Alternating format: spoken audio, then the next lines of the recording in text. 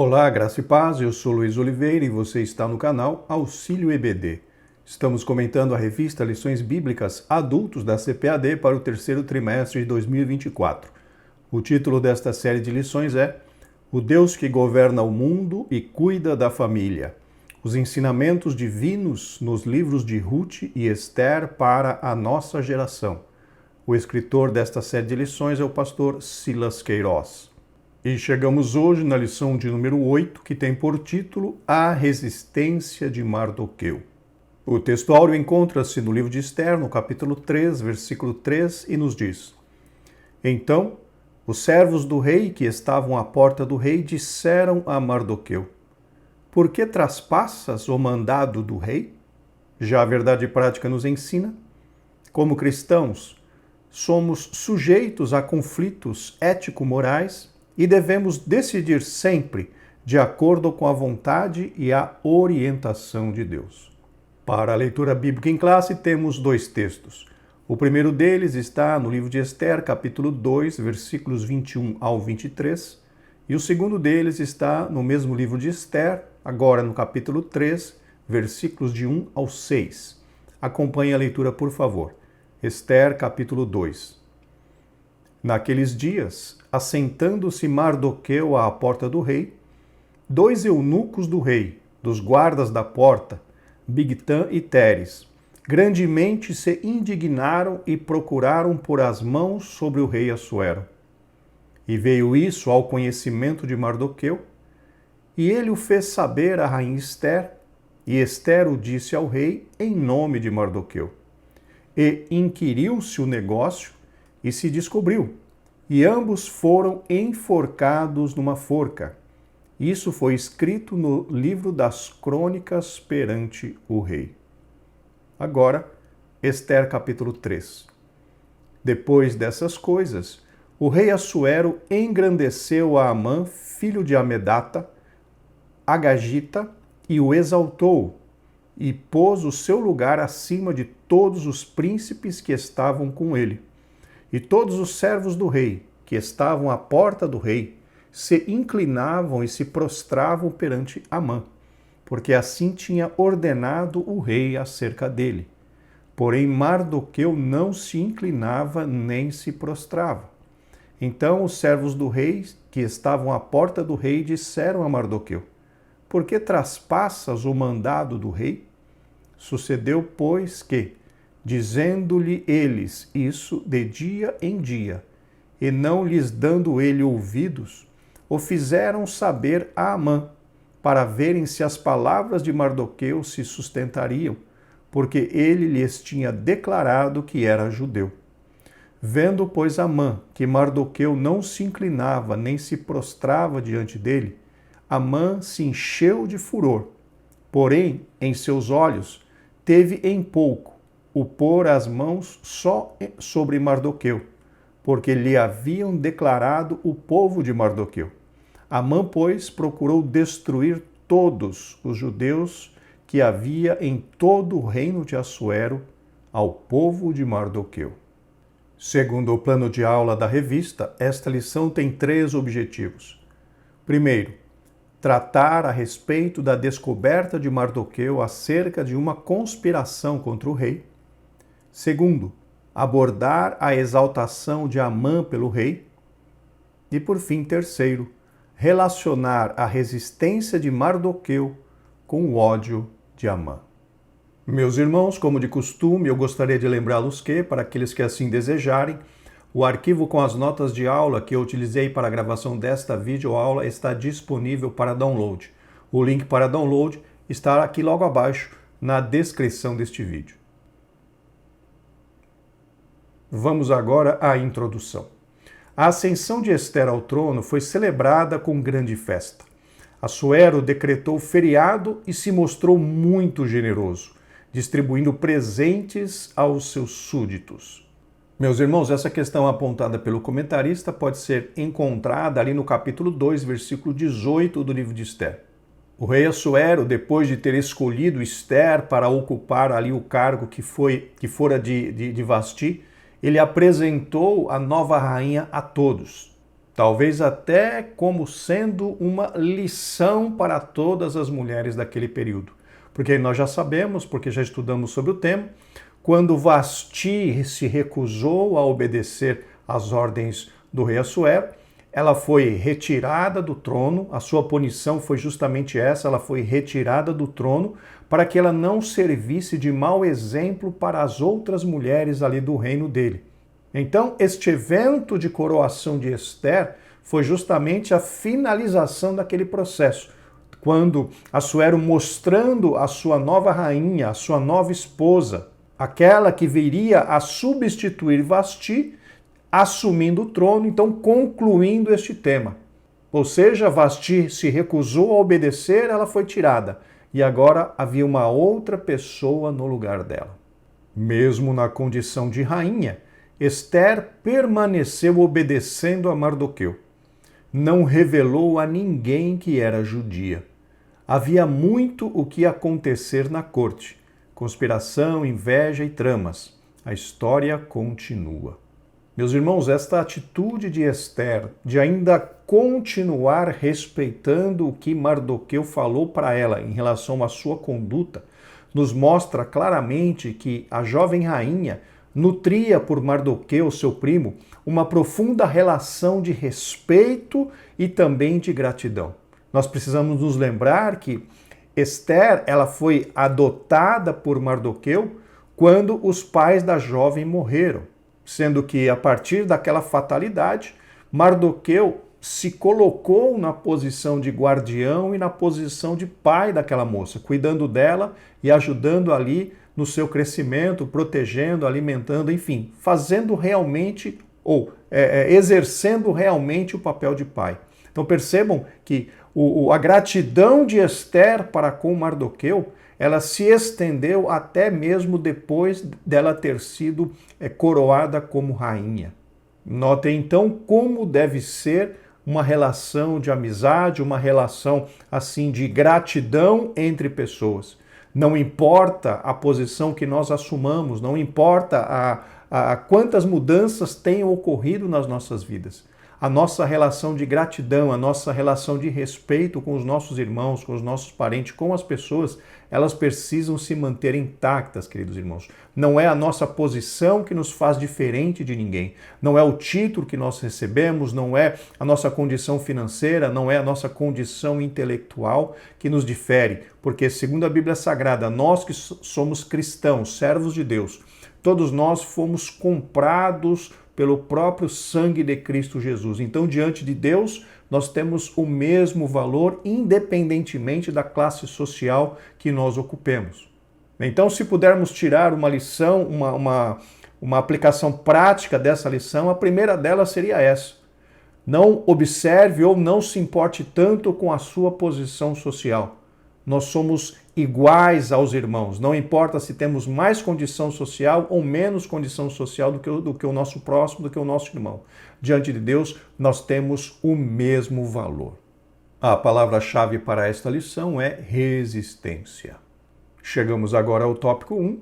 Mardoqueu descobre uma conspiração contra o rei. Meus irmãos, aqui então, nesse tópico 1, nós traremos o tema baseados em 3 versículos ali do final do capítulo 2 do livro de Ester. Percebam então a limitação de material para o nosso trabalho. Subtópico 1, os bastidores do poder. Ambientes de poder costumam ser cercados de sentimentos facciosos. Sentimentos facciosos aqui falam de quê? De divisões, de disputa, de panelinhas querendo tomar para si ou levar vantagem em relação a essa situação de poder. É da natureza humana caída alimentar discórdias, intrigas e ressentimentos, os quais, quando não dissipados, levam a terríveis tragédias. Meus irmãos, os ambientes dominados por esse tipo de comportamento, os ambientes de poder dominados por esse tipo de comportamento, de acontecimento, são aqueles onde o cabeça, são aqueles onde aquela pessoa que exerce o poder, ela não é temente a Deus. Onde as pessoas encontram vazão, onde as pessoas encontram liberdade, por exemplo, para criar estas panelas, para realmente criar divisões dentro de um reino, significa que o seu líder, a pessoa que está na liderança, é uma pessoa que tolera essas coisas e também que essa pessoa não é temente a Deus. Podemos observar, por exemplo, que durante o reinado de Davi, antes dele cometer aquele terrível pecado com Batseba, não existiam, ou pelo menos a Bíblia Sagrada não menciona essas divisões, estas facções, essas coisas acontecendo. Por quê? Porque Davi, segundo a própria Bíblia Sagrada nos informa, era um rei segundo o coração de Deus. Então, através da ação de Deus na vida de Davi, essas coisas todas eram suprimidas. Esse tipo de comportamento, eles poderiam até existir no coração de algumas pessoas, porém eles não conseguiam se desenvolver e florescer ali no reino. Por quê? Porque Davi estava exercendo ali a sua posição de homem de Deus. Encontramos a mesma situação, queridos irmãos, dentro do ministério do Senhor Jesus Cristo. Dentro do ministério dele, a Bíblia menciona que nós tivemos ali os 12 apóstolos. Mas, mesmo na proximidade de Cristo, mesmo estando ali com Cristo todos os dias, aqueles apóstolos permitiram que no seu coração crescesse o desejo de ser o maior. Mostrando então claramente que eles ainda não haviam entendido, eles não haviam se convertido realmente de corpo e alma ao Senhor. Eles estavam ali acompanhando a Cristo, mas ainda não tinham sido transformados completamente. Por quê? Para desejar ser o maior, ser o mais destacado entre os apóstolos, significava que eles não entenderam nada do que o Senhor Jesus Cristo estava ensinando até aquele momento. Então percebam, meus irmãos, que esse tipo de comportamento depende da pessoa que está acima, que está na liderança. Se a pessoa ela absorver ou meio que tiver uma atitude passiva em relação a esse tipo de coisa, essas coisas vão crescer e vão proliferar ali durante o seu governo, durante a sua administração. Mas assim como Davi e também assim como Cristo Jesus, nós precisamos, se estivermos ocupando o cargo de liderança, precisamos lutar grandemente contra estas coisas. Espírito faccioso, panelinha, divisões, enfraquece qualquer instituição. Inclusive o próprio Senhor Jesus Cristo afirma claramente: um reino dividido não subsiste. Uma família, uma casa dividida não subsiste. Então, qualquer entidade, qualquer, vamos dizer assim, organização, onde houver panelinhas, onde houver divisão, essa entidade, essa organização está fadada ao fracasso. Porque o próprio Senhor Jesus Cristo diz, que casa dividida, ela não subsiste. Então, se você, meu irmão, se você, minha irmã, exerce um cargo de liderança na igreja, não permita que as divisões ocorram durante ali a sua administração. Trabalhe, ore e principalmente seja um exemplo ali para os seus liderados. Um exemplo de hombridade, um exemplo ali de pessoa temente a Deus, um exemplo de pessoa que é justa nas suas ações, que não fica favorecendo A ou B ou C, tratando todas as pessoas com o mesmo zelo, com o mesmo carinho, com a mesma consideração, para que esse tipo de situação não seja gerado, não cresça e não prolifere, destruindo completamente o fruto do seu ministério. Que o irmão, que a irmã tenha bastante vigilância nessa questão e seja bastante ponderado nas suas ações. Nem o meio evangélico fique isento. Isso é de origem maligna e deve ser rejeitado pelo verdadeiro cristão. Meus irmãos, sobre este tema gostaríamos de ler o que Tiago escreveu ali na sua Epístola Universal, no capítulo 3, versículos 14 ao 16, na Almeida Revista e Corrigida, inclusive que foi sugerido pelo comentarista. Mas, se tendes amarga inveja e sentimento faccioso em vosso coração, não vos glorieis nem mintais contra a verdade. Essa não é a sabedoria que vem do alto, mas é terrena, animal e diabólica. Porque onde há inveja e espírito faccioso, aí há perturbação e toda obra perversa. Então vejam, queridos irmãos, que o próprio irmão do Senhor Jesus Cristo, Tiago, nos diz que aonde há espírito faccioso, aonde há divisão, ali há perturbação e toda a obra perversa. Então que nós como cristãos, estejamos em vigilância para não permitir que essa sabedoria maligna nos atinja, tenha domínio sobre nós ou principalmente que não nos influencie. Nos dias de Assuero, 2 de seus guardas, Bigtan e Teres, ficaram muito indignados contra o rei e tramaram assassiná-lo. Meus irmãos, como nós temos visto, inclusive no texto bíblico, os reis daquela época, principalmente os reis que não eram de Israel, ali que não temiam a Deus, estes reis normalmente não respeitavam ninguém. Normalmente eles tomavam atitudes porque eles tinham ali todo o poder sobre as pessoas, poder de matar, poder para exaltar, poder para abaixar, para humilhar, enfim. Aqueles reis, eles tinham praticamente um poder ilimitado sobre o seu povo. E por conta dessa condição privilegiada, normalmente eles não tinham respeito por ninguém. Sendo assim, para que este rei ofendesse ou cometesse alguma injustiça ou prejudicasse alguém, não era nem um pouco difícil.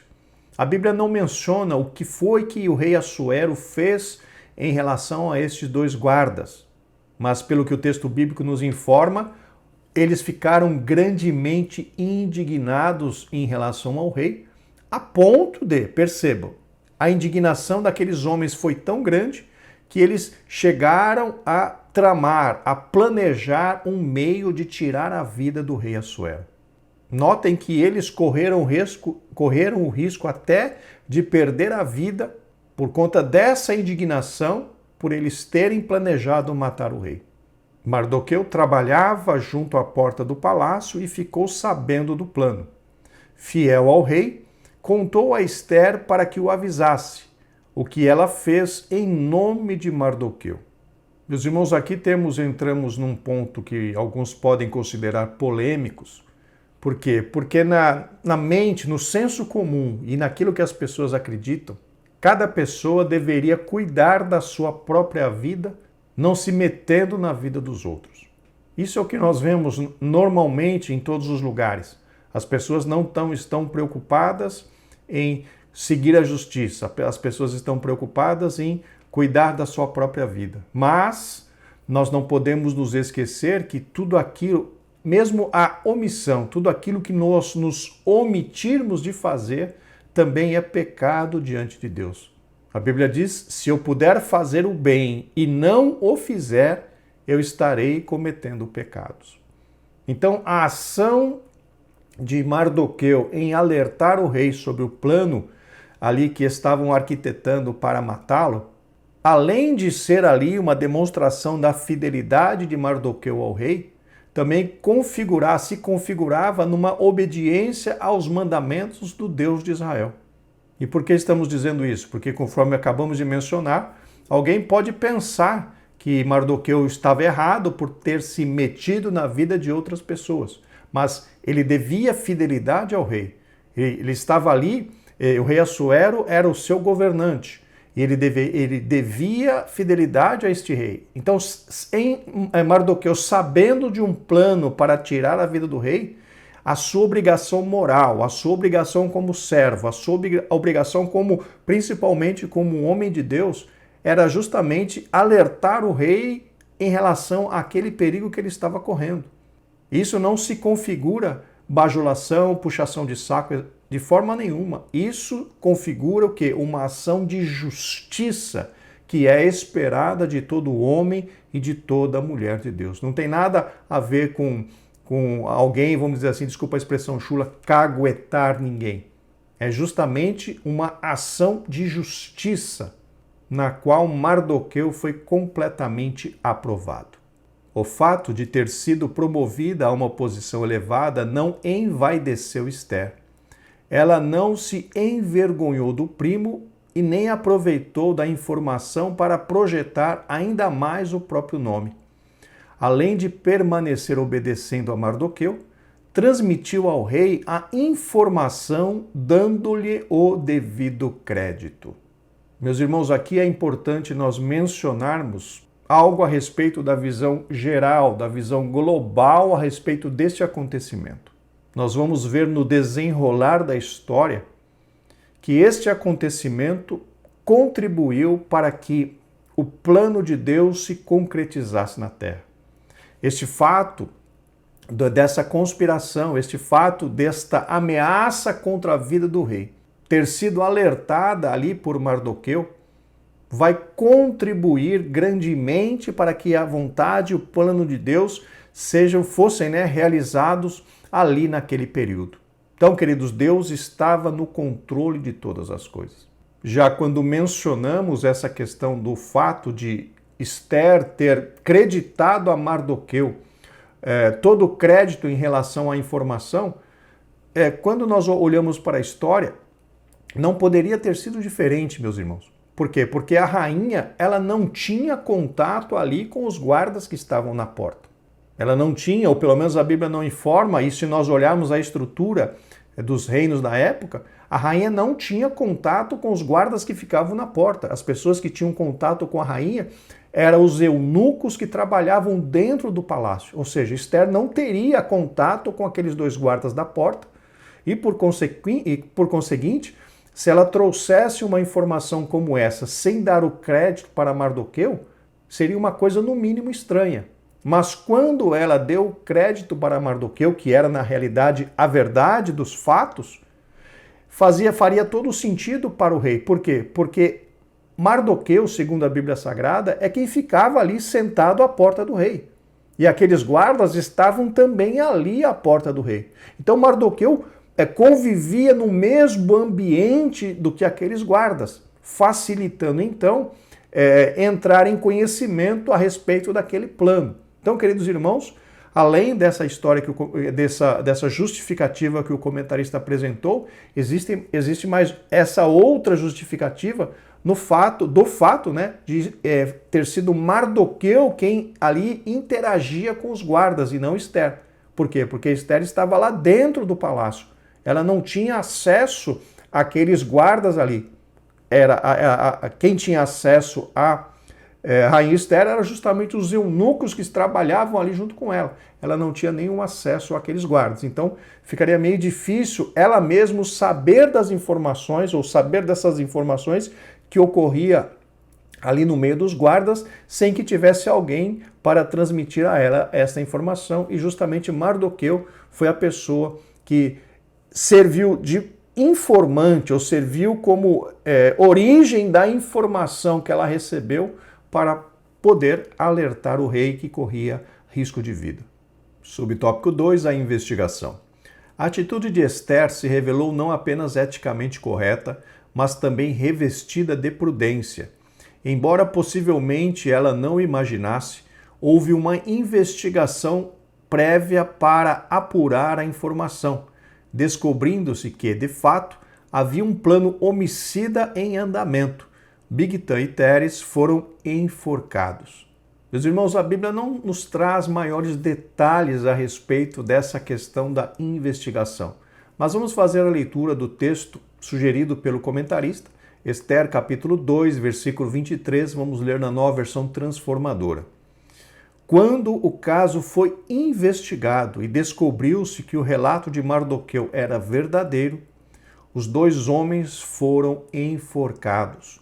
Tudo isso está registrado no livro da história do reinado do rei Xerxes. Lembrando aqui que o nome Xerxes é um outro nome também atribuído ao mesmo rei que a Almeida Revista e Corrigida chama de Assuero.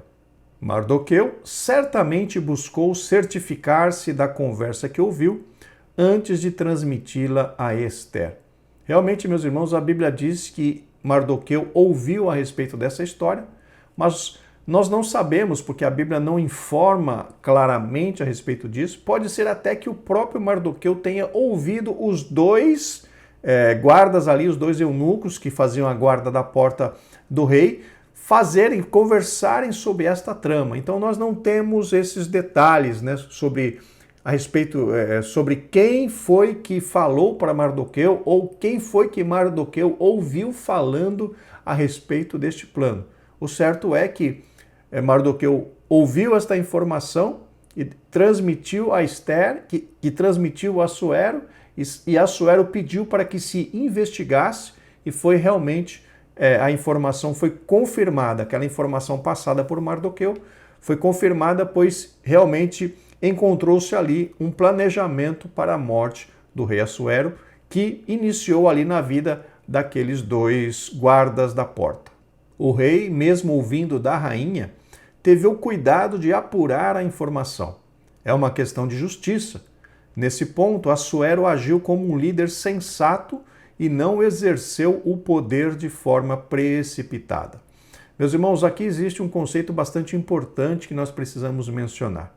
Notem que Mardoqueu e Esther, eles não foram testemunhas de algo que eles viram ao vivo e a cores.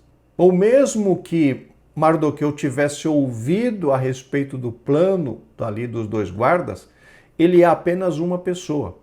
E a Bíblia menciona, tudo bem, Assuero não era um rei que temia a Deus. Assuero não era alguém que servia ali, que obedecia às leis de Moisés. Mas dentro da lei de Moisés havia um conceito de que uma só testemunha não deveria testemunhar contra ninguém. Deveria ser pelo menos 2 ou mais testemunhas, ou no mínimo 2 testemunhas. Então, o que aconteceu foi que Mardoqueu mencionou um conhecimento, mas não se apresentou como testemunha. Ele falou, olha, possivelmente ele deve ter falado, olha, existe um plano em andamento para que o rei seja morto, para que o rei seja assassinado. Porém, Mardoqueu não se apresentou como testemunha. Mardoqueu não se apresentou assim e diz, pelo menos a Bíblia não menciona, olha, eu sou testemunha de que isso está acontecendo, não. Ele apenas passou uma informação. E quando uma informação neste nível chega às autoridades, uma investigação se faz necessária. Por quê? Porque não existem testemunhas. A lei de Moisés diz, conforme eu mencionei, que uma só testemunha não pode acusar ninguém, tem que ser 2 ou mais testemunhas. E diante de uma acusação de 2 ou mais testemunhas, o julgamento é rápido, o julgamento é imediato. Mas quando se passa uma informação de alguma coisa que está no oculto e a pessoa não se coloca como testemunha, essa informação precisa ser averiguada. E foi justamente isso que aconteceu ali por parte do rei em relação ao plano para lhe tirar a sua vida. Aquilo precisava ser investigado para saber se era real ou não. Mesmo sendo confiáveis as fontes, como no caso de Mardoqueu e Esther, é conveniente que se busque comprovar toda acusação para não cometer injustiça, como acabamos de mencionar.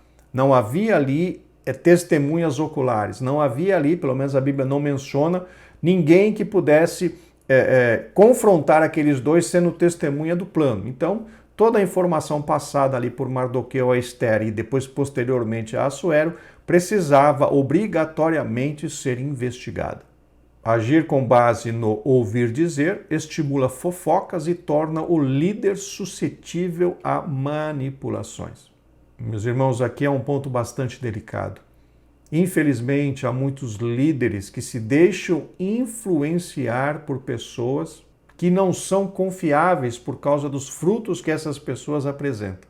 E quando isso acontece, danos irreparáveis à obra de Deus acabam ocorrendo, acabam acontecendo. Todas as pessoas que exercem cargo de liderança na igreja precisam se cercar de pessoas confiáveis, pessoas que o ajudem, porque todos nós precisamos de ajuda, irmãos. Nós não temos condição de fazer a obra do Senhor sozinhos, precisamos da ajuda de outras pessoas. E essas pessoas, elas precisam ser, vamos dizer assim, escolhidas dentre as outras pessoas por serem pessoas de confiança. Pessoas que já demonstraram pelos seus frutos que são pessoas em quem se pode confiar. É verdade que a única pessoa que não falha é o Senhor nosso Deus e foi o Cristo Jesus o nosso Senhor. Todas as outras pessoas, elas são falhas. Todos nós somos falhos. Podemos cometer injustiças, até podemos cometer traições. Porém, queridos irmãos, um mínimo ali de confiança, de frutos bons, nós devemos apresentar para que sejamos pessoas de confiança. Nós não devemos confiar cegamente em ninguém, somente em Cristo Jesus. Mas nós precisamos ter pessoas de confiança ao nosso redor, pessoas que venham nos ajudar, Então, quem dá ouvidos a pessoas que têm frutos, que geram frutos assim de inveja, de espírito faccioso, normalmente estará fadado a ter grandes problemas na sua vida, no seu ministério, no seu trabalho. Que Deus nos guarde, queridos irmãos, de dar ouvidos a estas pessoas. Subtópico 3, o registro dos fatos. Desde a antiguidade era costume registrar os fatos ocorridos no cotidiano das cortes. Essa informação, meus irmãos do comentarista, é verdadeira, porque no contexto de Israel, nós vemos que isso era muito comum. Tanto que a primeira fonte de informação do que acontecia na corte ali dos reis de Israel é a própria Bíblia Sagrada. Mas dentro da própria Bíblia encontramos outros livros mencionados. Por exemplo, livro das crônicas dos reis de Judá. Nós encontramos em pelo menos três versículos da Bíblia. Nós encontramos também livro das crônicas dos reis de Israel. Também encontramos em pelo menos mais um lugar. Livro da história de Salomão, coleção de lamentações, entre outras. Então, apenas para confirmar esta informação, encontramos na própria Bíblia Sagrada outros livros que foram escritos além da história que nós encontramos na Bíblia Sagrada, que tratavam justamente do cotidiano, da vida que acontecia ali, dos ocorridos ali na vida dos governantes ali durante o reinado. As crônicas do rei ficavam arquivadas para serem consultadas. E aqui, meus irmãos, a Bíblia nos conta até uma história interessante a respeito dessa questão das crônicas. Porque nos livros de crônicas dos reis, não eram registradas apenas as histórias e as ocorrências do próprio país, mas eram registradas ocorrências de outros países, de outras nações também. E nós vemos isso claramente ali no livro de Esdras. Vamos ler o que está ali, livro de Esdras, no capítulo 4, versículos 13 ao 16, na Almeida Revista e Corrigida. Agora saiba o rei que, se aquela cidade se reedificar e os muros se restaurarem, eles não pagarão os direitos, os tributos e as rendas, e assim se danificará a fazenda dos reis. Agora, pois, como somos assalariados do paço, e não nos convém ver a desonra do rei, por isso mandamos dar aviso ao rei para que se busque, percebam, para que se busque no livro das crônicas de teus pais, e então acharás no livro das crônicas e saberás que aquela foi uma cidade rebelde e danosa aos reis e províncias, e que nela houve rebelião em tempos antigos, pelo que foi aquela cidade destruída.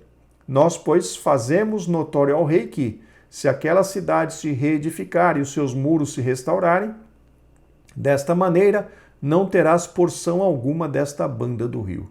Vejam aqui, esse texto faz parte ali do livro de Esdras, de uma carta que os oponentes de Israel, os oponentes dos judeus que chegaram em Jerusalém para reconstruir o templo, esses oponentes mandaram ali para os governantes ali dos medos e dos persas, para tentar fazer com que os judeus parassem de reconstruir o templo. Aí eles escreveram esta mentira, porque na realidade isso é uma meia-verdade.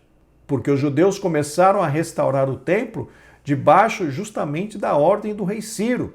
Mas os oponentes não mencionaram isso na carta, só mencionaram para que o rei ali consultasse as crônicas, os livros de crônicas, para ver que a cidade de Jerusalém no passado ela foi muito poderosa. Então percebam que no livro das crônicas de países estrangeiros estava escrito coisas relacionadas a Jerusalém, ali a cidade do Deus Todo-Poderoso. Então vejam que isso aqui foi apenas uma inclusão, né, um detalhe que nós colocamos na aula, só para os irmãos saberem que essa questão do livro de crônicas, da escrita dos livros de crônicas, realmente eram cotidianos, ocorriam ali, e nem sempre eles tinham apenas histórias relativas àquele país, mas também continham histórias dos países ao redor, principalmente daqueles que eram bem famosos na época, o que era o caso de Jerusalém. O ato de fidelidade de Mardoqueu e a importância que teve para o rei e seu reino ficaram registrados. Mais uma vez, irmãos, reafirmando o que eu já mencionei nesta lição, ali está, como veremos mais adiante, mais uma vez, a ação de Deus para que a sua vontade fosse realizada na terra. Até essa questão do registro da ação de Mardoqueu no livro de Crônicas ali do reino de Assuero foi uma provisão de Deus para que no desenrolar desta história a vontade do Todo-Poderoso pudesse ser cumprida na terra. Então percebam que Deus tem todas as coisas sob o seu comando. Com ou sem registro humano, devemos sempre fazer a vontade de Deus, sabendo que diante dele todas as nossas obras estão escritas. Meus irmãos, a Bíblia diz que os olhos do Senhor estão sobre a vida do justo e os seus ouvidos estão atentos ao seu clamor. Dessa forma, tudo o que fazemos está sendo observado por Deus. E não apenas isso, mas, segundo o próprio comentarista mencionou, tudo aquilo que nós fazemos está sendo registrado num livro lá no céu. Assim sendo, mesmo que o homem se esqueça, mesmo que ninguém veja, mesmo que ninguém considere, nada do que fazemos é perdido diante de Deus. Tudo está registrado lá no céu. Então, queridos, ninguém perde nada por fazer o que é correto. Ninguém perde nada por fazer aquilo que Deus espera. Mesmo que aparentemente nós possamos estar sendo prejudicados por estarmos corretos, por termos atos de justiça, porém nós precisamos saber que nada está esquecido diante de Deus. Todas as nossas ações, tudo aquilo que nós fazemos está registrado no livro das obras lá no céu. E Deus não é injusto, queridos, para se esquecer de nada do que fazemos por amor dele. Nós seremos recompensados por tudo aquilo que fizermos. Não esperemos recompensa de homens, mas tenhamos a convicção de que Deus nos recompensará por todas as coisas. Chegamos agora ao tópico 2. Amã é exaltado pelo rei. Subtópico 1. Um novo personagem. Amã era muito rico. Já entra em cena sendo elevado por Assuero acima de todos os príncipes do reino. Meus irmãos, aqui precisamos nos valer daquele conceito bíblico de que tudo aquilo que está escrito é para nós e tudo aquilo que não está escrito, todo aquele conhecimento que não está reservado ou não está revelado, este conhecimento é para Deus. E no caso aqui de Amã, nós não temos informação nenhuma sobre a sua vida pregressa. Simplesmente, essa personagem surgiu na história e não temos maiores informações a respeito dele. Então, repetindo o que já mencionamos em lições anteriores, se a Bíblia omite essa informação, significa que não é relevante, não é importante no que diz respeito à nossa salvação. Ou seja, não acrescenta nada muito relevante para a nossa vida espiritual. Indicado como agagita, Flávio Joséfo afirma que Amã era amalequita, um povo historicamente inimigo de Israel. Meus irmãos, essa rivalidade entre judeus e amalequitas era algo que, na realidade, foi o próprio Deus, próprio Senhor, quem se colocou contra este povo. Vamos ler o que Moisés registrou ali no livro de Êxodo, no capítulo 17, no versículo 16, vamos ler a Nova Versão Transformadora. E disse: Uma mão foi erguida perante o trono do Senhor. De geração em geração, o Senhor guerreará contra os amalequitas. Vejam então que essa questão da rivalidade entre judeus e amalequitas, ela foi até chancelada pelo próprio Deus. O próprio Deus iria usar Israel para combater, para guerrear, para justamente exterminar os amalequitas. Deus usaria Israel como instrumento, porque o próprio Deus havia se colocado contra aquela nação. O termo agagita costuma ser associado a Agag, o rei amalequita mencionado em 1 Samuel 15, 2, 8 e 33. Versões bíblicas como a Nova Versão Internacional ou a Nova Tradução na Linguagem de Hoje apresentam Amã diretamente como descendente de Agag. Agag, esse rei amalequita. Provavelmente, então, se essa informação se confirmar, significa que Amã era justamente da linhagem real ali dos amalequitas. Já Champlin acredita, né, que o nome ali agagita pode ser um termo usado que significa inimigo.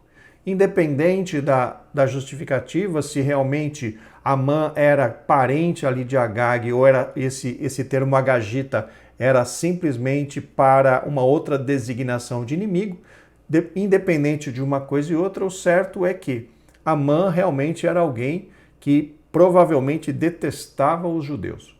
Subtópico 2, um herói aparentemente esquecido. O texto não nos informa o motivo da exaltação de Amã. Conforme nós já mencionamos anteriormente, aparentemente ele caiu de paraquedas na história. Enquanto isso, nada mudou para Mardoqueu, apesar de seu ato heróico. Tornou-se um herói aparentemente esquecido. Meus irmãos, aqui tem algo interessante que nós gostaríamos de mencionar.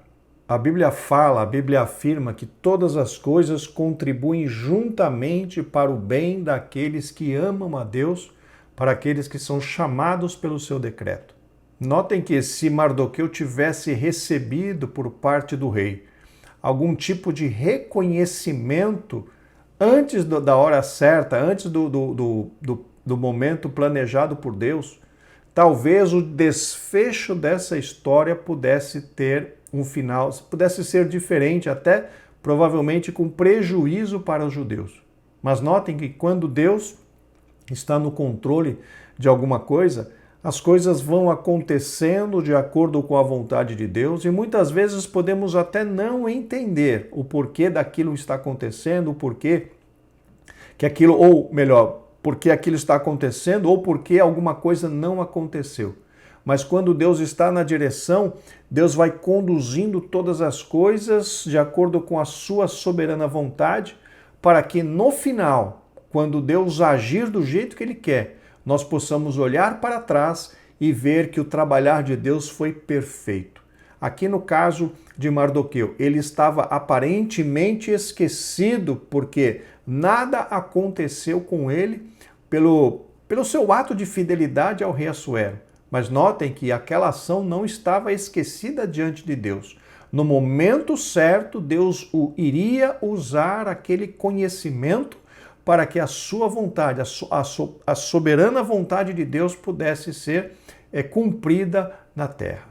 É preciso ter sabedoria e prudência para viver momentos de aparente injustiça. Meus irmãos, nós temos vários exemplos que nos mostram que quando nós fazemos as coisas, quando nós fazemos alguma coisa para receber reconhecimento de outras pessoas, normalmente nós temos grandes decepções. Na realidade, a Bíblia diz e afirma que nós devemos fazer todas as coisas como se fossem para Deus. Inclusive, ali no Evangelho segundo São Mateus, no capítulo 6, quando o Senhor Jesus Cristo menciona dos 3 fundamentos da vida cristã, ele fala claramente que aquelas ações que são fundamentais na vida de um cristão, elas não devem ser feitas de forma a mostrar algum tipo de ação de justiça para outras pessoas. O Senhor Jesus Cristo menciona, por exemplo, a respeito da esmola. Aquele que ajuda outras pessoas, a expressão bíblica diz, não saiba o que a mão esquerda o que faz a mão direita. Ou seja, nós precisamos ajudar as pessoas sem falar para ninguém. A Bíblia menciona, e Deus que vê em oculto te recompensará. Outro ponto é em relação à oração. Nós devemos entrar no nosso quarto, fechar a porta e fazer a oração. E a Bíblia fala que, olha, e o Deus que vê secretamente te recompensará. O jejum é a mesma coisa.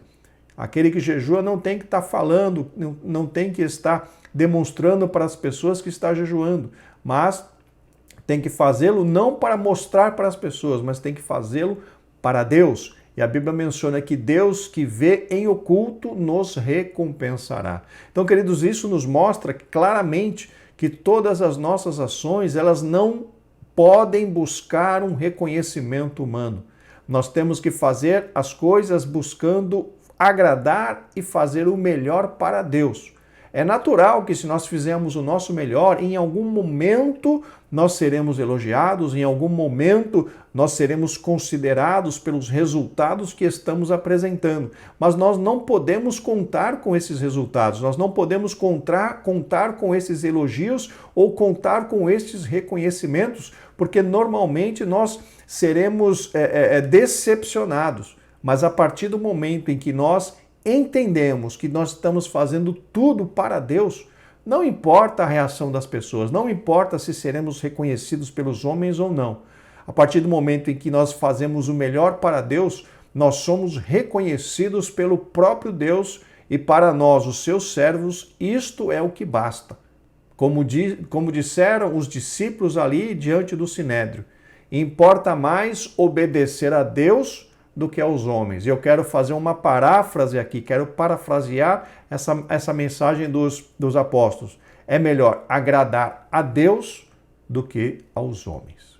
Ser guiado pela própria vista pode nos levar a crises emocionais e espirituais, principalmente quando os fatos nos parecem desfavoráveis. Asaf quase se desviou olhando para a prosperidade dos ímpios. Meus irmãos, voltando ao ponto que acabamos de mencionar, precisamos fazer as coisas como se fossem para Deus, buscando agradar a Deus.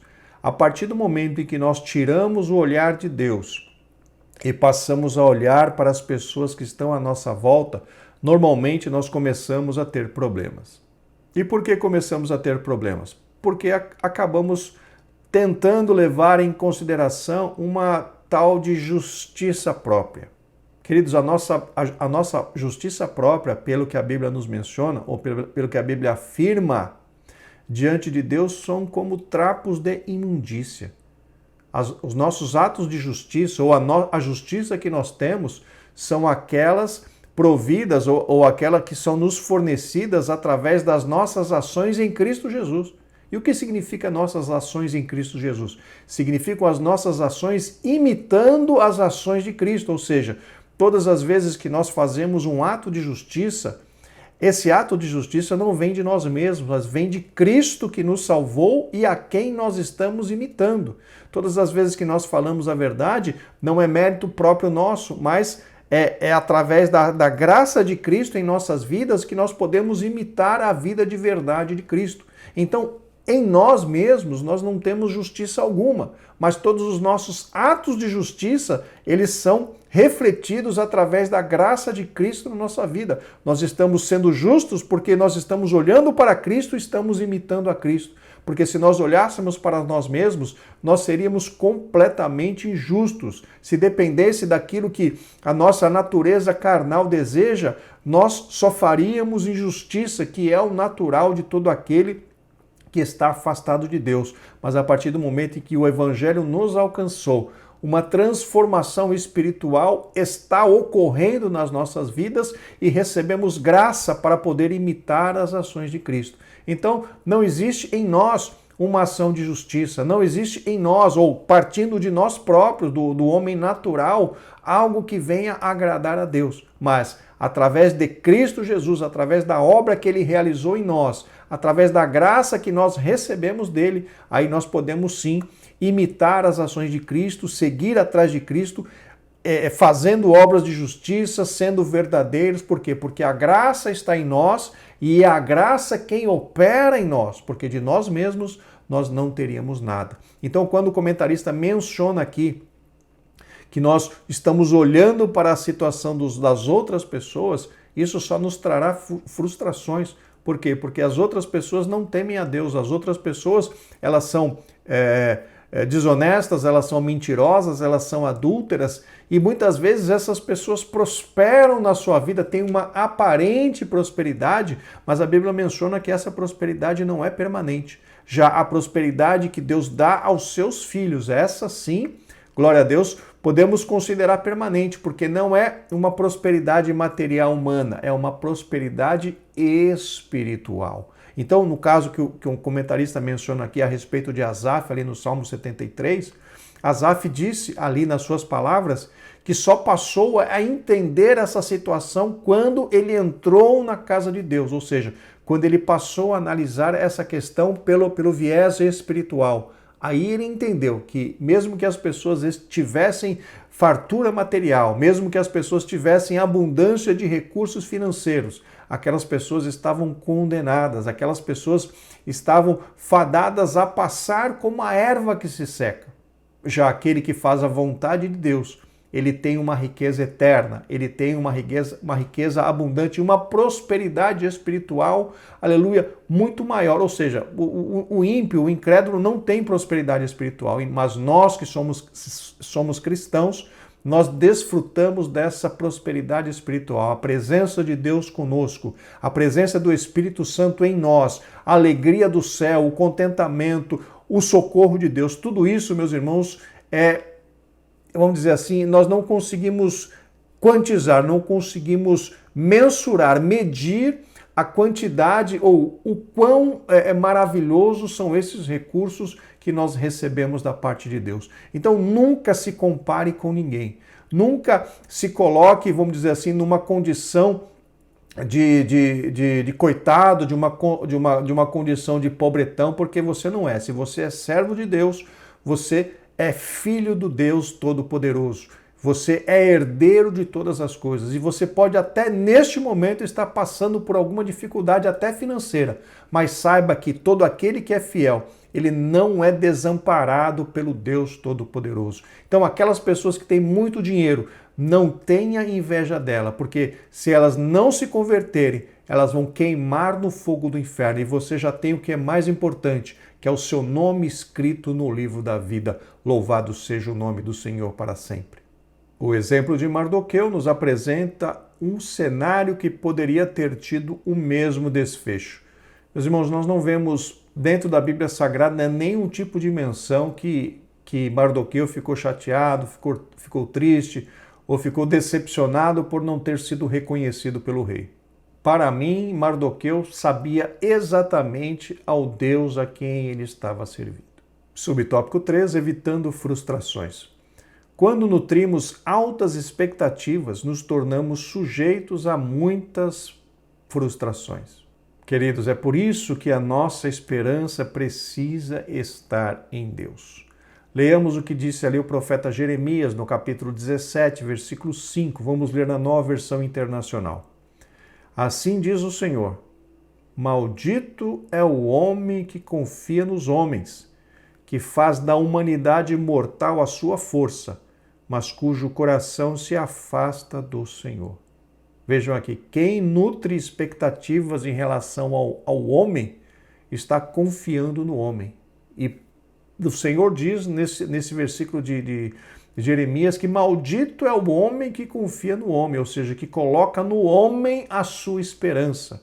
Meus irmãos, nós temos que colocar a nossa esperança em Deus, esperar em Deus, confiar em Deus, aguardar a resposta do Deus Todo-Poderoso. Quem confia em Deus nunca ficará decepcionado. Louvado seja o nome do Senhor para sempre. Mardoqueu era servo do rei, mas não tinha acesso direto ao palácio. Para alertar Assuero da conspiração, precisou de que Ester levasse a informação. Mardoqueu não pertencia ao primeiro escalão real e permaneceu exercendo a mesma função de antes, não se abalando emocionalmente. Meus irmãos, nós já citamos, trabalhamos nessa questão anteriormente. Mardoqueu ficava à porta. Aqui o comentarista mencionou já 2 vezes que Mardoqueu trabalhava ali na porta do palácio, mas eu não encontrei nenhuma evidência nisso, pelo menos nos textos que eu já li a respeito ali do livro de Ester, só dizia que Mardoqueu ficava sentado à porta do rei, mas não nos dá a entender que, pelo menos eu não consegui perceber que ele exercia algum tipo de trabalho ali na porta do palácio do rei. Se os irmãos tiverem alguma informação adicional, por favor, deixem aqui nos comentários deste vídeo que eu gostaria de saber a respeito. A Bíblia nos ensina a nos contentar com o que temos e não viver ambicionando coisas altas. Considerar merecer mais do que tem gera constante insatisfação e não contribui em nada para o nosso progresso. Mais uma vez, queridos irmãos, tudo o que nós recebemos é por graça de Deus. Se formos ver o que encontramos na Bíblia Sagrada, se formos olhar com carinho o que encontramos na Bíblia Sagrada, na realidade não mereceríamos nada, mas recebemos muitas coisas por causa da graça de Deus. Por causa da graça, Deus cuida de nós. Por causa da graça, Deus nos protege. Por causa da graça, Deus nos alimenta, Deus nos veste, Deus nos calça, Deus nos abençoa nos nossos projetos. Tudo é por graça, queridos. Nós não merecemos nada, tudo é por graça. E conforme já acabamos de mencionar, as nossas justiças são para Deus como trapos de imundícia. Tudo que nós temos vem dele. A graça que temos para caminhar, para trabalhar, para construir, tudo vem das mãos do Senhor. Então nós precisamos, em primeiro lugar, ser muito gratos a Ele por aquilo que nós já temos. Porque essa é a expectativa do Senhor. Não podemos ficar sonhando com muitas e muitas coisas, ambicionando coisas muito altas. Tudo bem, eu não estou dizendo que nós devemos ser acomodados, mas inclusive os nossos sonhos e as nossas aspirações, elas precisam estar de acordo com a vontade de Deus. O mais importante de tudo, meus irmãos, é nós sabermos a vontade de Deus. Às vezes alguém sonha em ser presidente, mas a vontade de Deus é que ele seja secretário. Às vezes alguém sonha em ser apenas um serviçal, mas Deus quer que ele seja, por exemplo, o presidente. Então, o que vale, o que precisa valer é a vontade de Deus. E é nossa responsabilidade buscar a Deus para conhecer a sua vontade. Vocês se lembram, por exemplo, do que aconteceu com José. Deus começou a dar a José os sonhos em que ele estaria em evidência, em que ele estaria numa posição de governo, em que ele estaria de uma posição de direção. Ou seja, Deus já começou a mostrar para José qual era o lugar que Deus queria que José ocupasse. E as coisas foram encaminhando José até lá. Assim como Deus fez com José, meus irmãos, Deus pode fazer com cada um de nós, se nós buscarmos a Ele para entendermos qual é a vontade de Deus para a nossa vida. Ele vai nos revelar a sua vontade e para nós podermos nos preparar. Em todo o plano de Deus existe a parte humana e a parte divina. Nós não podemos fazer a parte divina e Deus também não vai fazer a nossa parte. Cada um precisa fazer a parte dele. Deus com certeza vai fazer a dele e a nós cabe fazer a nossa. Mas como é que vamos fazer a nossa parte se não sabemos qual é a vontade de Deus? Então cabe a nós buscar em Deus saber quais são os planos que Ele tem para a nossa vida, para que possamos nos preparar, para que não fiquemos alimentando ambições errôneas para a nossa vida, porque isso nos traria muitas frustrações. Chegamos agora ao tópico 3, a resistência de Mardoqueu e o ódio de Amã. Subtópico 1, reverenciado por todos. Assuero ordenou que todos os seus servos se curvassem e se prostrassem diante de Amã. Meus irmãos, nas nações onde não há temor de Deus, nós vemos uma tendência à adoração de pessoas. Vimos isso acontecer, por exemplo, no reinado de Nabucodonosor em relação àquela estátua. No reinado de Dário, quando Daniel foi lançado na cova dos leões, e agora na questão ora analisada no reino ou no reinado de Assuero. Então, nessas nações onde o temor de Deus não era observado, era muito comum essa questão da adoração de pessoas. Mardoqueu não se curvava e nem se prostrava. Há distintas opiniões quanto aos motivos que o levaram a agir assim. De acordo com a Bíblia de Estudo Pentecostal, Mardoqueu recusou-se a se inclinar diante de Amã por lealdade a Deus. Tudo indica que a homenagem prestada a Amã pelos servos do rei e por outros, ou era imerecida ou conflitava, ou seja, entrava em conflito com atos religiosos que os judeus reservavam exclusivamente à adoração a Deus. Daí, Mardoqueu não concordar em curvar-se ou prostrar-se diante de Amã. Os 3 companheiros de Daniel evidenciaram a mesma convicção. Queridos, o povo judeu, ele não se prostra, não se curva diante de homens, diante de autoridades. Por quê? A autoridade maior é o Senhor nosso Deus. Só Deus merece adoração, só Deus merece ser reverenciado. As pessoas, os reis, precisam ser respeitados e não reverenciados, porque são homens, são pessoas que não podem ser adorados. A adoração é reservada apenas para o Senhor nosso Deus. Subtópico 2, a condição de judeu. O texto bíblico sugere que havia mesmo um motivo religioso para a conduta de Mardoqueu. Depois de os servos do rei lhe questionarem algumas vezes por que não cumpria a ordem de Assuero, sua única resposta foi que era judeu. A notícia chegou a Amã, que também ressaltou a origem judia.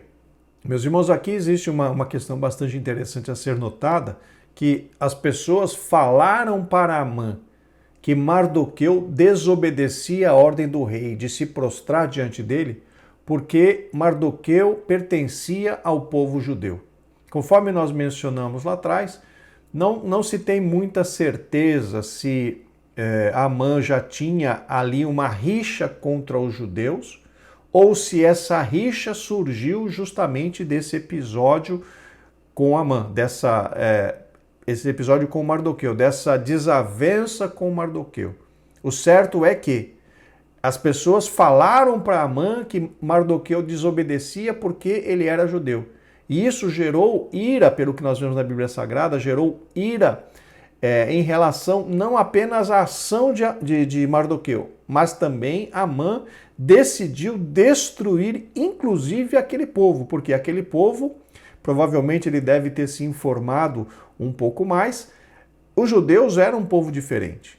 Os judeus, na realidade, são um povo diferente. Os judeus, eles não observam a maioria das questões, né, que os povos, que os gentios observam, os judeus não observam. Eles são diferentes, eles têm as suas próprias regras alimentares, eles têm as suas próprias regras de adoração, eles têm as suas próprias regras de conduta e, enfim, provavelmente Amã deve ter se informado melhor a respeito dessas regras, né, desse povo que era diferente e decidiu se vingar da ação de Mardoqueu, destruindo inclusive aquele povo, por ser um povo diferente. E mais uma vez eu digo, nós não sabemos se Amã já tinha uma rixa anterior, já tinha um ódio anterior. Acredito, isso é o meu entendimento, acredito que devesse ter sim um ódio anterior pelos judeus, justamente se confirmar aquela informação de Amã ser